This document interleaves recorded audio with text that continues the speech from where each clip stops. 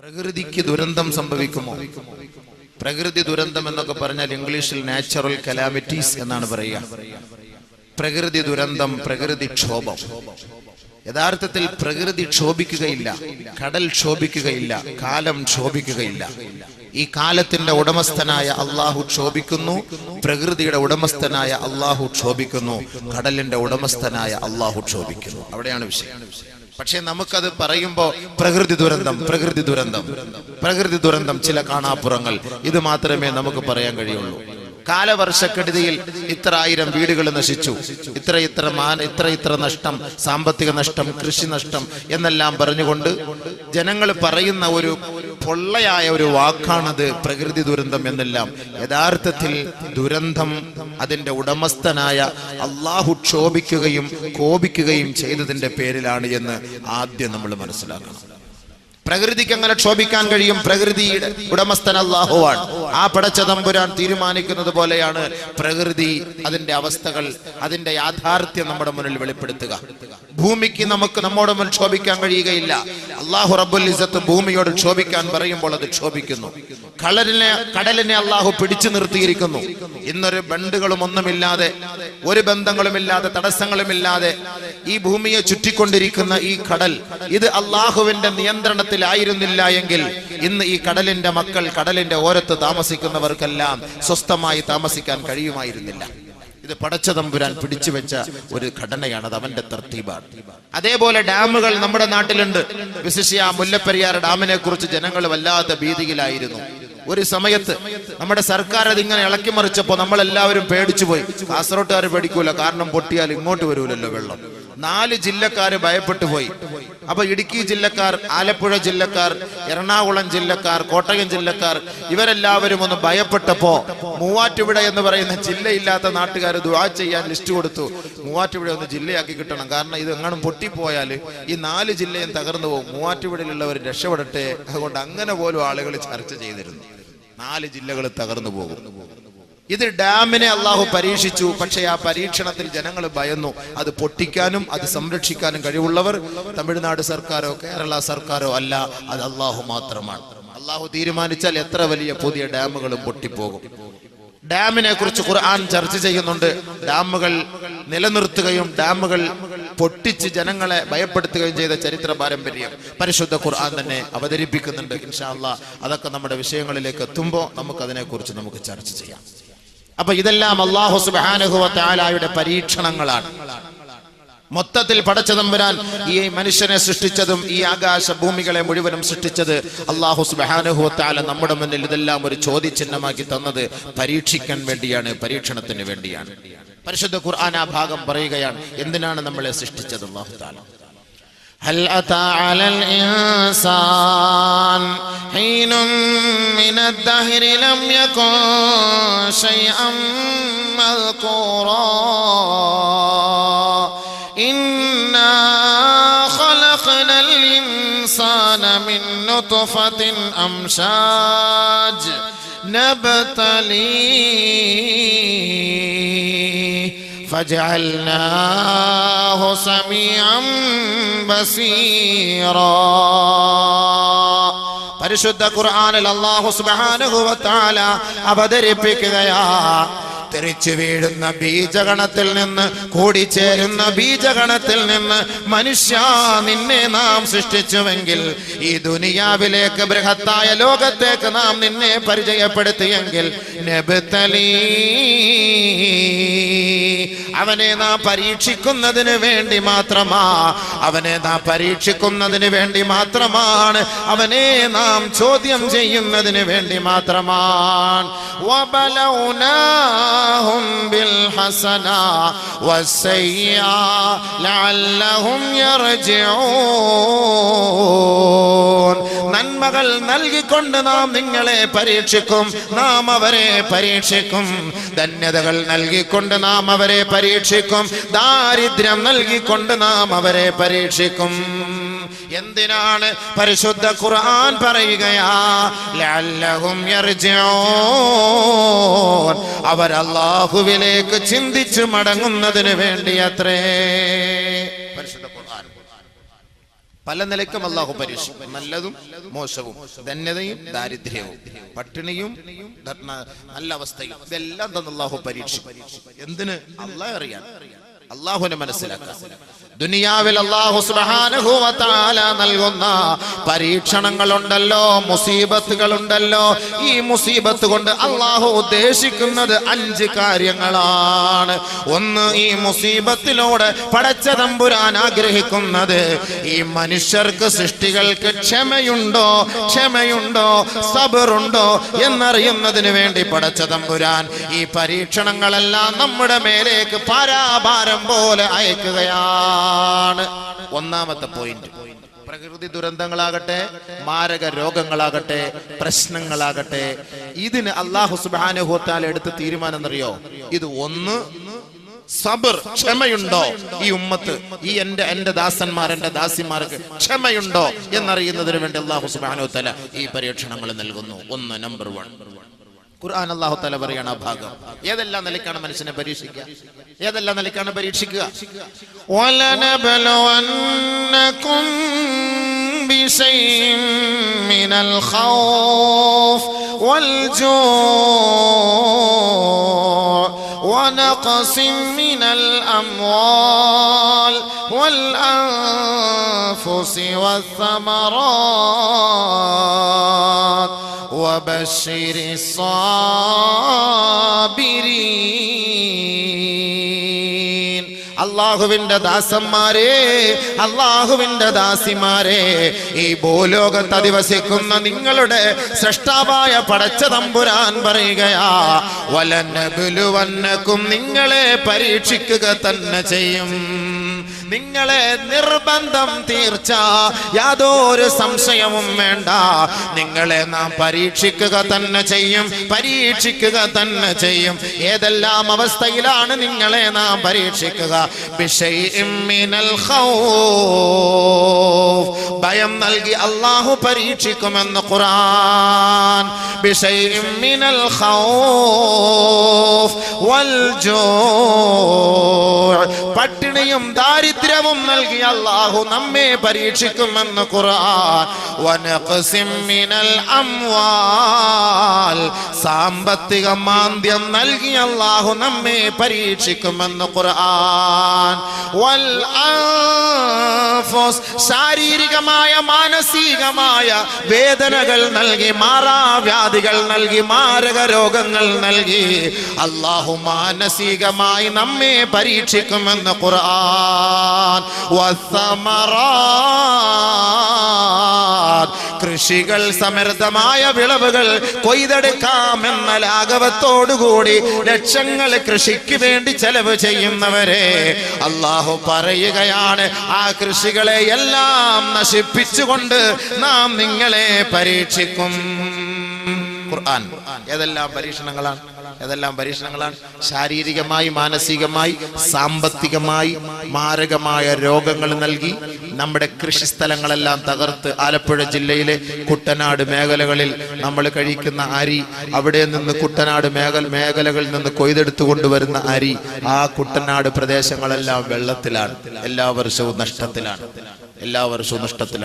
കാസർഗോഡ് ജില്ലയിലെ പല ഭാഗങ്ങളിലും വെള്ളത്തിലായിപ്പോയി. വെള്ളമില്ലാതെ കൂടുതൽ കഷ്ടപ്പെട്ടു നമ്മൾ. ഇവനീതൻ ഭയങ്കരമായ ചൂടിലും ഈ നാട്ടിൽ വരുമ്പോ ദുആറക്കണേ ഉസ്താദ്, വീട്ടിൽ പോയി കിടക്കാൻ പറ്റൂല, പവർ കട്ട്, എല്ലായിടത്തും പ്രശ്നം, ഫാനും ഇല്ല, ഒന്നുമില്ല, വല്ലാത്ത കഷ്ടം. വെള്ളമില്ല.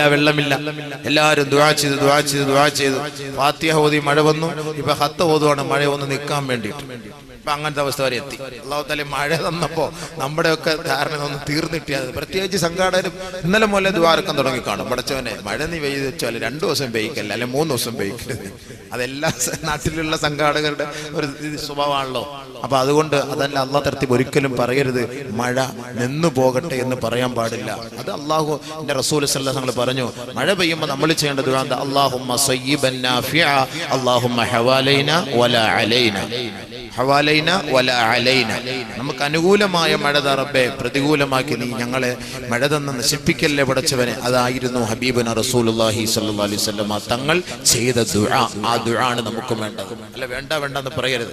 ലാ തസുബ്ബു ദഹർ. ഹബീബായ റസൂലുള്ളാഹി സ്വല്ലല്ലാഹു അലൈഹി വസല്ലം തങ്ങൾ പറയുകയാണ്, ലാ തസുബ്ബു ദഹർ, കാലത്തെ നിങ്ങൾ ചീത്ത വിളിക്കല്ലേ, കാലത്തെ നിങ്ങൾ പരിഹസിക്കല്ലേ, കാലത്തെ ആക്ഷേപിക്കല്ലേ, ആക്ഷേപിക്കല്ലേ. ചൂടിന്റെ സമയത്ത് എന്തോ ഒരു ചൂടാണ്, കൊടും ചൂടാണ്, ശക്തമായ ചൂടാണ്, വല്ലാത്ത വേനലാണല്ലോ, വല്ലാത്ത കഷ്ടമാണല്ലോ. അല്ലാഹു മഴ തരുമ്പോ ഇത് വല്ലാത്ത മഴയാണല്ലോ, ദുർഘടം പിടിച്ച മഴയാണല്ലോ.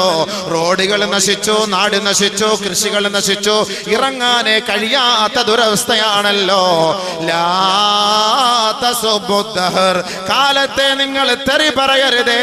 ഇന്നമാന ദഹർ, ഞാനാണ് കാലം, ഞാനാണ് കാലം. അല്ലാഹു റബ്ബുൽ ഇസ്സത്ത് പറഞ്ഞതായി നബിയുനാ റസൂലുള്ളാഹി സ്വല്ലല്ലാഹു അലൈഹി വസല്ലം. അണ്ട് കാലത്തെ കുറ്റം, മൂടിഞ്ഞ മഴ, പണ്ടാരം, ഇറങ്ങാൻ പറ്റൂല. എന്താപ്പോ ഈ മഴ? ഇതാരെയാ കുറ്റം പറയുന്നത്? മഴയല്ല, അല്ലാഹുവിനെ. പനി, മാരകമായ രോഗം, പനി. ഓ ഉസ്താദ്, ഒരു മുടിഞ്ഞ പനി പിടിച്ചിട്ട് 2-3 മാസായി.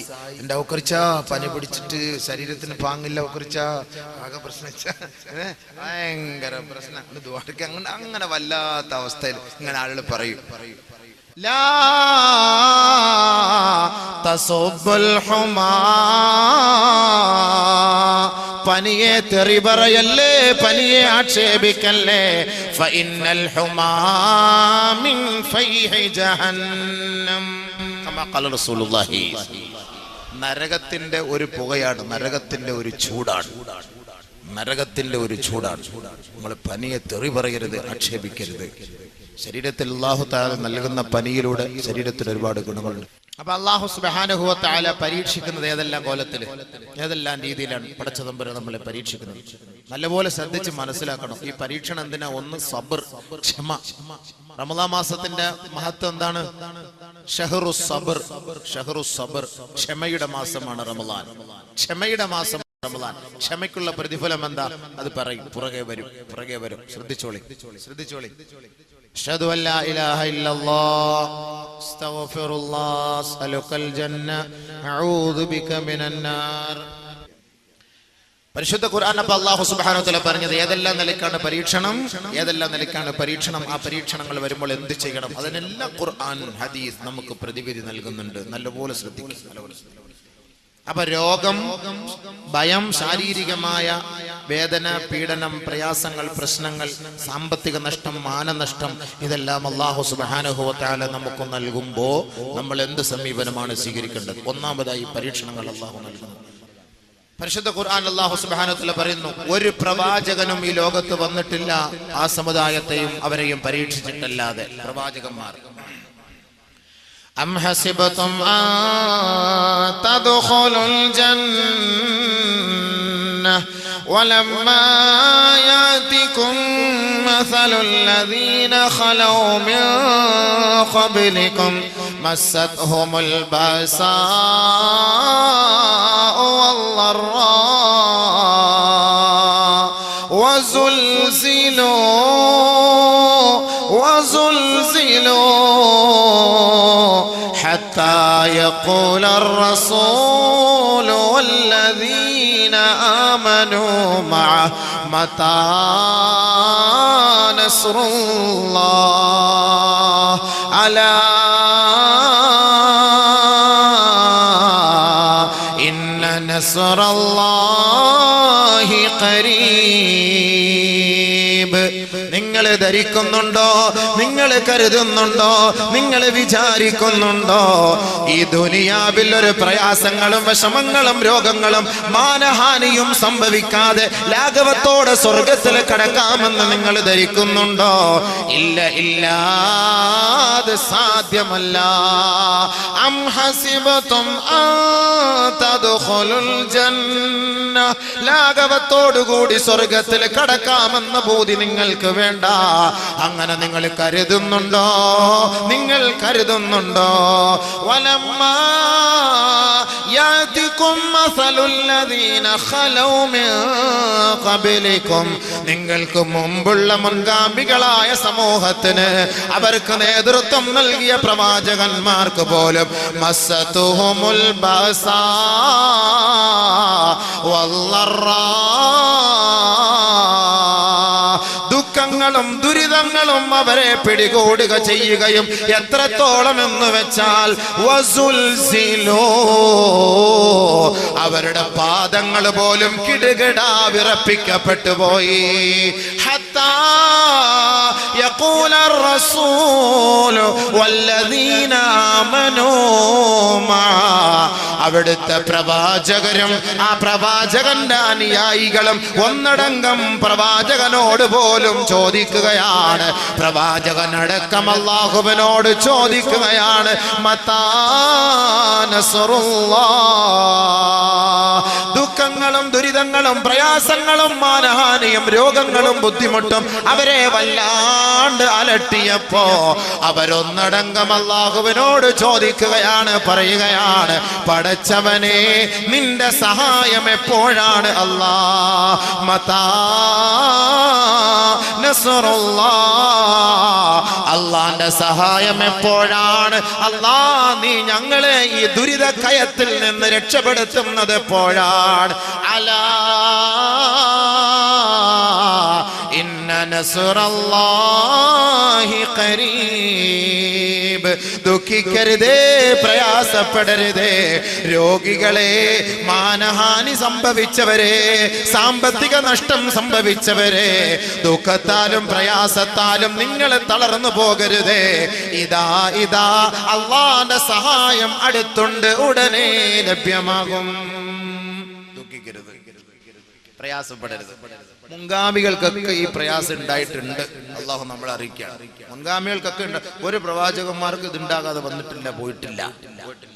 അപ്പൊ എന്ത് ചെയ്യണം? നീ ആയത്തുകൾ ഓതിക്കൊണ്ടിരുന്ന അടുത്ത വിഷയത്തിൽ കിടക്കാൻ പറ്റൂല. അപ്പൊ ഈ പ്രയാസങ്ങൾ ഉണ്ട് എന്ന് പരിശുദ്ധ ഖുർആൻ അവതരിപ്പിക്കുന്ന പല ഭാഗങ്ങളുണ്ട്. എന്ത് ചെയ്യണം? അല്ലാഹു പറയുന്നു എന്ത് ചെയ്യണം. ഒന്നാമത് നമ്മുടെ ഈ പ്രശ്നം സബർ, സബർ, സബറിനെ പരീക്ഷിക്കാൻ വേണ്ടിയിട്ടാണ്. വബശ്ശിരിസ് സാബിരീൻ, സന്തോഷ വർത്തമാനം അറിയിക്കും. ക്ഷമയുള്ളവർക്ക് നബിയെ, ക്ഷമയുള്ളവർക്ക് നബിയെ സന്തോഷ വർത്തമാനം അറിയിക്കും. അപ്പൊ ഈ പ്രയാസങ്ങൾ വരുമ്പോ അള്ളാഹു നമ്മളെ ക്ഷമയുണ്ടോ എന്ന് പരീക്ഷിക്കുകയാണ്. ഈ ബുദ്ധിമുട്ട് വരുമ്പോ നമ്പർ 1 ക്ഷമയുണ്ടോ എന്ന് പരീക്ഷിക്കാൻ, ക്ഷമയുണ്ടോ എന്ന് പരീക്ഷിക്കാൻ. അതിന് അള്ളാഹു തആല നബി തങ്ങളെ കൊണ്ട് പറയുകയാണ്, നബിയെ ഇത്രയും പ്രയാസങ്ങളും വിഷമങ്ങളൊക്കെ ഉള്ളവരോട് ഒന്ന് പറഞ്ഞുകൂടെ. വബശ്ശിരിസ് സാബിരീൻ, ക്ഷമ കൊണ്ട്, സബർ കൊണ്ട് സന്തോഷ വർത്തമാനം അറിയിക്കൂ നബിയെ, സന്തോഷ വർത്തമാനം അറിയിക്കും. ഈ ബുദ്ധിമുട്ടും പ്രയാസങ്ങളും വരുമ്പോ എന്ത് ചെയ്യണം? എന്ത് ചെയ്യണം? അല്ലാഹു പറയുന്നു. ആർക്കാണ് ക്ഷമ? ആർക്കാണ് സന്തോഷ വർത്തമാനം? അല്ലദീന ഇദാ അസാബതുഹും മുസീബ ഖാലൂ ഇന്നാ ലില്ലാഹി വ ഇന്നാ ഇലൈഹി റാജിഊൻ. ഒരു മുസീബത്ത് വരുമ്പോ, ഒരിടങ്ങേറ് വരുമ്പോ, ഒരു പ്രയാസം വരുമ്പോ, ഒരു വിഷമം വരുമ്പോ, മനോദുഃഖം വരുമ്പോ, മരണം സംഭവിക്കുമ്പോ, മാരകമായ രോഗങ്ങൾ പിടിപെടുമ്പോ ആരൊരാള് ഈ ഒരു വാക്ക് പറയുന്നുവോ അവർക്ക് സന്തോഷ വർത്തമാനം അറിയിക്കോ നബിയേ. ഇന്നാ ലില്ലാഹ്, നാം അല്ലാഹുവിന് വേണ്ടിയുള്ളവരാണ്, അല്ലാഹുവിന്റെ ദാസന്മാരാണ്. വഇന്നാ ഇലൈഹി റാജിഊൻ. എത്രത്തോളം പരീക്ഷണങ്ങൾ നമുക്ക് നേരിട്ടാലും നമ്മൾ അവനിലേക്കാണ് മടങ്ങുക, അവനിലേക്കാണ് മടങ്ങുക. അതുകൊണ്ട് ആ പരീക്ഷണങ്ങൾ അല്ലാഹു നമുക്ക് നൽകുന്നത് അവർക്ക് ക്ഷമയുണ്ടോ, ക്ഷമയുണ്ടോ എന്നറിയുന്നതിന് വേണ്ടിയത്രേ. ഇങ്ങനെ ക്ഷമിച്ചാൽ അവർക്കുണ്ടാകുന്ന, ഇങ്ങനെ പറഞ്ഞാൽ അവർക്കുണ്ടാകുന്ന ഗുണം എന്താ? ഒരു ബുദ്ധിമുട്ടോ പ്രയാസങ്ങളോ വിഷമങ്ങളോ, കൃഷി നശിക്കുന്നു, കട കത്തിപ്പോയി, നമ്മുടെ കുടുംബത്തിൽ ഒരാൾ മരിച്ചുപോയി, ഇങ്ങനെയുള്ള പ്രയാസങ്ങൾ പ്രശ്നങ്ങൾ വരുമ്പോ നമ്മൾ ക്ഷമിച്ചാൽ എന്താണ് പുണ്യം? എന്താണ് പുണ്യം? ഉലൈക അലൈഹിം സ്വലവാതും മിർ റബ്ബിഹിം വറഹ്മ വഉലൈക ഹുമുൽ മുഹ്തദൂൻ. അല്ലാഹുവിന്റെ ഭാഗത്ത് നിന്ന് അവർക്ക് റഹ്മത്തുണ്ട്, റഹ്മത്തുണ്ട്. വമഅനാഹു അൽ മഗ്ഫിറ. റഹ്മത്ത് എന്ന് പറഞ്ഞാൽ അവർക്ക് പാപമോചനമാണ്. ആരൊരാൾ ക്ഷമിക്കുന്നുവോ, ആരൊരാൾ പൊറുക്കുന്നുവോ, ആരൊരാൾ സഹിക്കുന്നുവോ, ഉലൈക ലഹും മഗ്ഫിറ.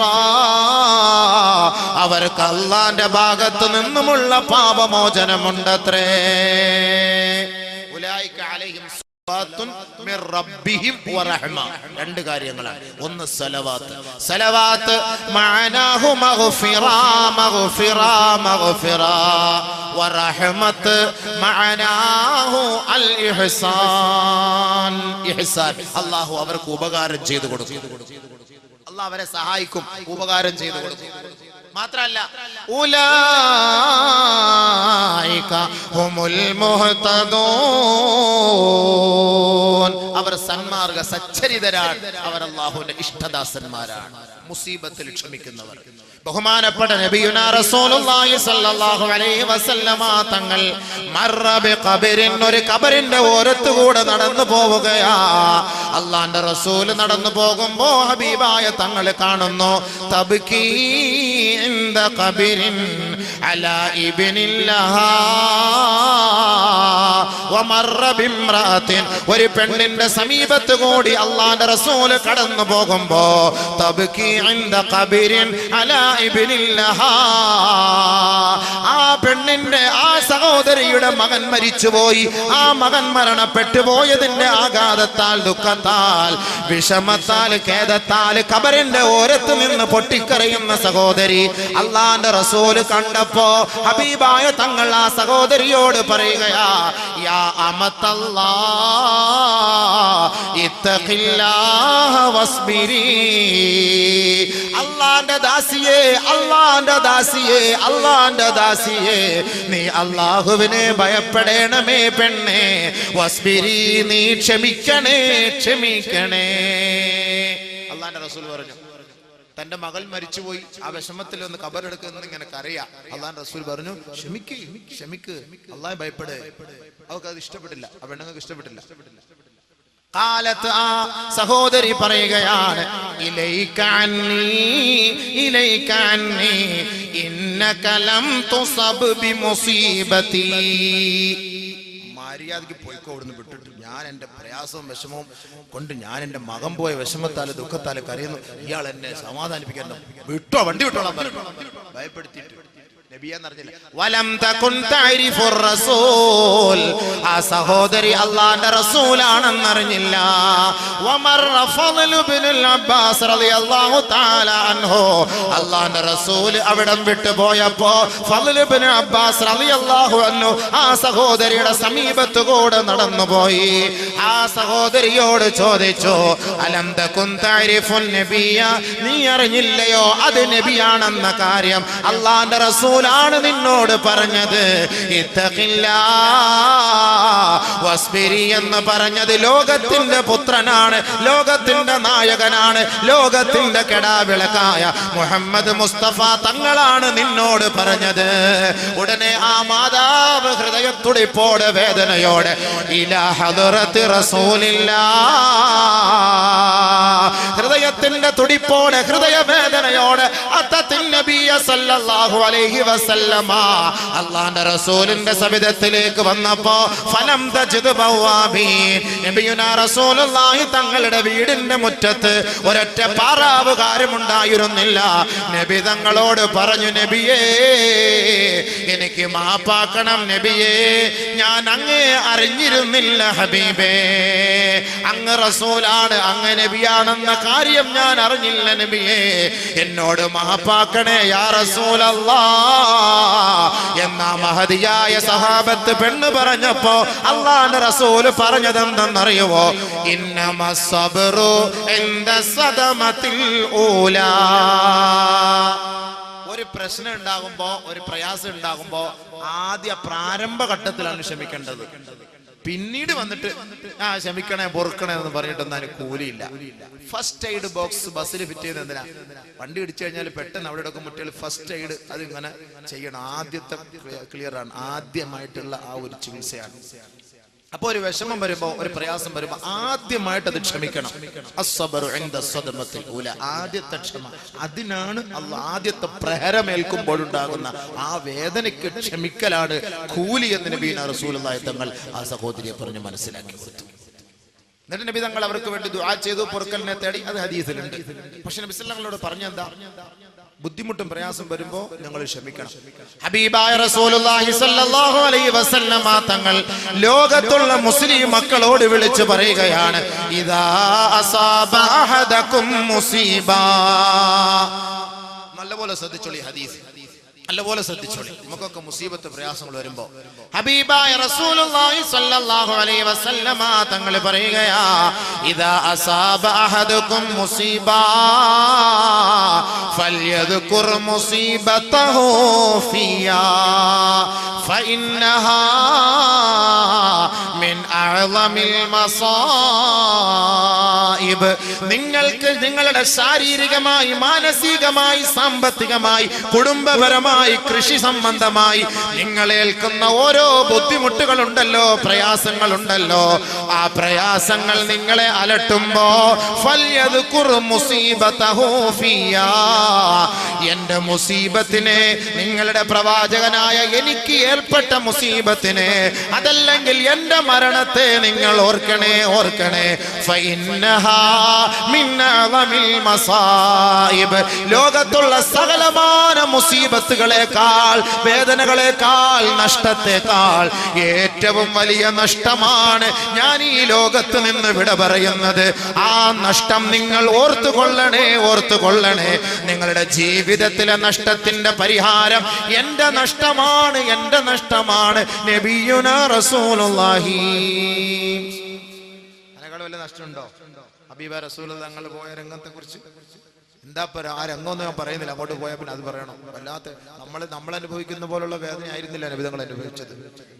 ഇബ്നു മസ്ഊദ് റളിയല്ലാഹു തആല അൻഹു പറയുകയാ, ദഖൽതു അലൻ നബി സല്ലല്ലാഹു അലൈഹി വസല്ലം, അല്ലാഹുവിന്റെ റസൂലിന്റെ സവിധത്തിലേക്ക് ഞാൻ കടന്നപ്പോ ഹബീബായ റസൂലുള്ളാഹി തങ്ങൾക്ക് കഠിനമായ വേദന അനുഭവപ്പെടുകയാണ്.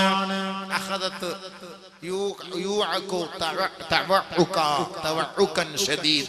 വല്ലാത്ത വേദനയുടെ തുടക്കം, വല്ലാത്ത ബുദ്ധിമുട്ടിന്റെ പ്രയാസത്തിന്റെ തുടക്കം. ഞാൻ അല്ലാഹുവിന്റെ റസൂലിന്റെ സവിധത്തിലേക്ക് പോയിട്ട് ഫമസസ്തുഹു, നബിയെ ഞാനൊന്ന് തൊട്ടുപോയി. ബുദ്ധിമുട്ടും പ്രയാസം